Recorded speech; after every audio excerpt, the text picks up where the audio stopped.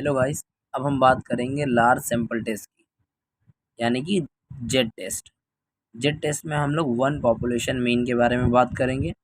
अभी तक हमने देखा कि जेड टेस्ट क्या है। अब हम देखेंगे कि अगर हमें जेड टेस्ट पे कोई भी सम मिलता है तो हम उसे कैसे सॉल्व करेंगे, उसके प्रोसीजर के बारे में बात करेंगे। ठीक है, तो हमारे पास कुल 5 स्टेप्स हैं, देखेंगे किस तरह से हम कर सकते हैं। तो पहला स्टेप हमारा होता है कि set up the null and alternative hypothesis as a follow. तो हमें दो अल्टरनेटिव हाइपोथेसिस सेट करनी है, एक तो नल, एक अल्टरनेटिव हाइपोथेसिस। ठीक है, दो तरीके की हाइपोथेसिस हैं, एक तो है H0, एक तो है H1। तो Z test for one population mean में म्यू म्यू क्या होता है, हमारा पॉपुलेशन मीन होता है। ये दोनों पॉपुलेशन मीन होते हैं। ये हमारा क्या होगा, जो हमारा पॉपुलेशन मीन दिया होगा। ठीक है, एक तो हो सकता है कि दोनों इक्वल हो, एक तो हो सकता है दोनों इक्वल ना हो, या हो सकता है इक्वल हो, ग्रेटर हो, लेस देन हो।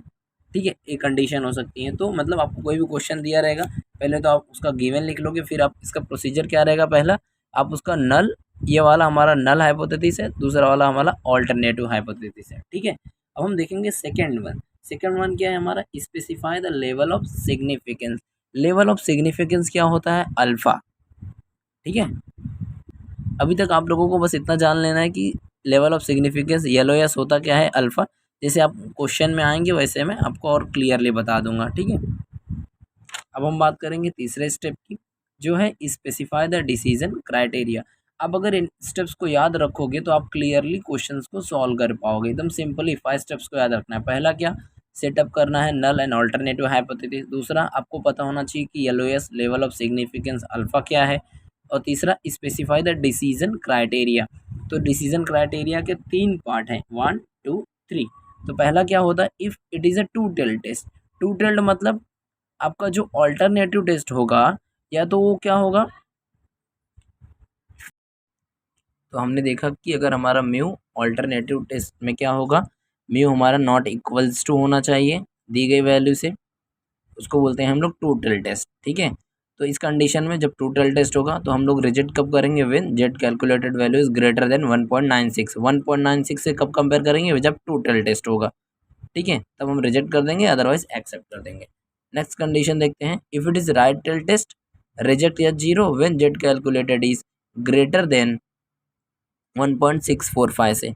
तो राइट टेल्ट क्या होता है, हमारा म्यू जब बड़ा होना चाहिए आपकी दी गई वैल्यू से, जो भी हम वहाँ पर मीन पॉपुलेशन होगा उससे बड़ी आपकी मतलब म्यू होगी, आपने ऐसा एक्सेप्ट किया है।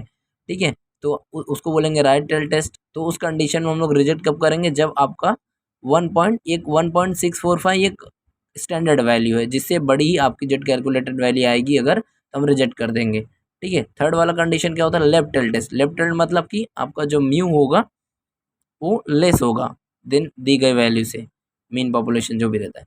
तो रिजेक्ट करेंगे जब आपका Z calculated value less than होगा -1.645 से। ठीक है, एकदम सिंपल है। आपका देख लेते हैं, ये टोटल क्या होता है, टोटल टेस्ट मतलब आपका मेन पॉपुलेशन जो होगा equal to, not equals to आपका कुछ वैल्यू, मान लेते हैं यहाँ पर 1600 होता है।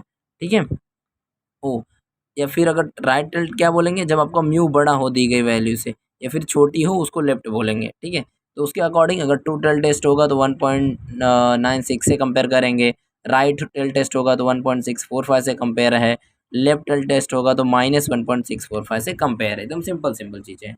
ठीक है, अब देख लेते हैं हम चौथा स्टेप क्या होता है, कैलकुलेट टेस्ट स्टैटिस्टिक। वो क्या होता है, हमने बताया था कि लार्ज सैंपल टेस्ट, जेड जो होता है लार्ज सैंपल टेस्ट है फॉर वन पॉपुलेशन मीन के लिए। वन पॉपुलेशन मतलब यहाँ पर एक ही यक्स की बात होगी। ठीक है, तो ये क्या होता है, x bar minus mu upon standard deviation upon square root में एन। सिंपल, इस फॉर्मूला में आपको चार ही यहाँ पर वेरिएबल है, चारों की वैल्यू रखनी है, आपको वैल्यूज मिल जाएंगी।